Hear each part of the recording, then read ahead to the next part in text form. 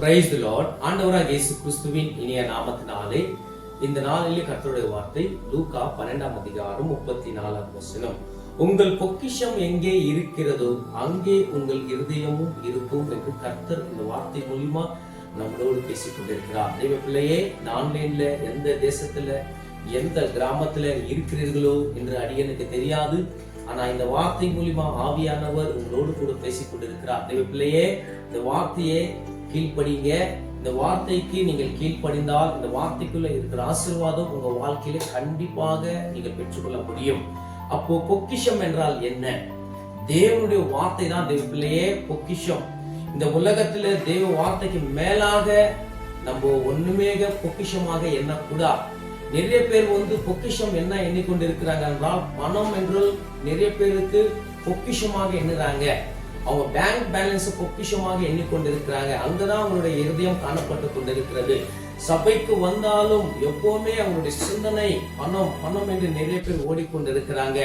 இந்த உலகத்துல நீ எவ்வளவுதான் ஆதாயம் படுத்தினாலும் உன்னுடைய ஆத்மா நஷ்டப்படுத்தினால் உனக்கு என்ன லாபம் என்றுதான் வேதம் மிக தெளிவா பேசிக் கொண்டிருக்கிறது. நான் விசுவாசிக்கிறேன், இந்த வார்த்தை மூலமா அப்பா உன்னோடு பேசிக் கொண்டிருக்கிறார்.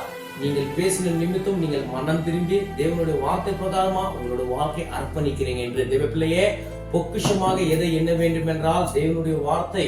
தேவனுடைய வார்த்தையாக நீங்கள் பொக்கிஷமாக எண்ணினீங்கன்னா உங்க வாழ்க்கையில நீங்கள் ஜெயிக்க முடியும். எதுக்காக நம்மளுடைய வாழ்க்கையில நம்ம ஜெயிக்க முடியல என்றால், பொக்கிஷத்தை மறந்து விட்டு இந்த உலகத்தின் பொருளுக்காக நம்ம ஓடிக்கொண்டிருக்கிறோம். நம்ம இன்னைக்கு ஒப்பு கொடுத்து கர்த்தர்கிட்ட, ஆண்டவரே, நான் தெரிஞ்சோ தெரியாமோ இந்த உலகத்தின் பின்பதாக நான் ஓடிக்கொண்டிருந்தேன். நீ உலகத்தின் பின்பதாக ஓடிக்கொண்டிருந்தால் கண்டிப்பாக ஒரு நாள் நீ கீழே விழுந்து விடுவ. இந்த தேவனுடைய வார்த்தையை நம்பி நீ வாழ்ந்து பார்.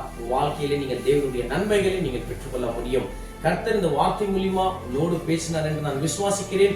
ஒரு நிமிஷம் கண்களை மூடி நம்ம ஜெபிக்கலாம். மகா பரிசுத்தமும் கிருபையும் நிறைந்த நல்ல பிதாவே, ஆசீர்வதிக்கப்பட்ட இந்த காலை நேரத்துல ஆன்லைன் மூலியமா இந்த பிள்ளைகளோடு பேசினதுக்காக நன்றி.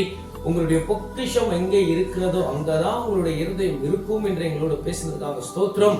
உங்களுடைய பொக்கிஷமான வார்த்தைகள் உங்களோடு கூட பேசினதுக்காக, ஆன்லைன் பிள்ளைகளோடு கூட பேசினதுக்காக கூறி நன்றி. இந்த வார்த்தையின் பிரகாரமா எங்களோட வாழ்க்கை அர்ப்பணிக்கிறோம். நீங்கள் எங்களோடு ஆண்டவரே பேசினதுக்காக கூறி ஸ்தோத்திரிக்கிறோம். எல்லாவற்றும் கருத்துல ஒப்பு கொடுக்கிறோம். துதியும் கனமும் ஒருவருக்கே செலுத்துகிறேன். இயேசுவின் நாமத்தில் வேண்டிக் கொள்கிறோம் ஜீவனுள்ள நல்ல பிதாவே.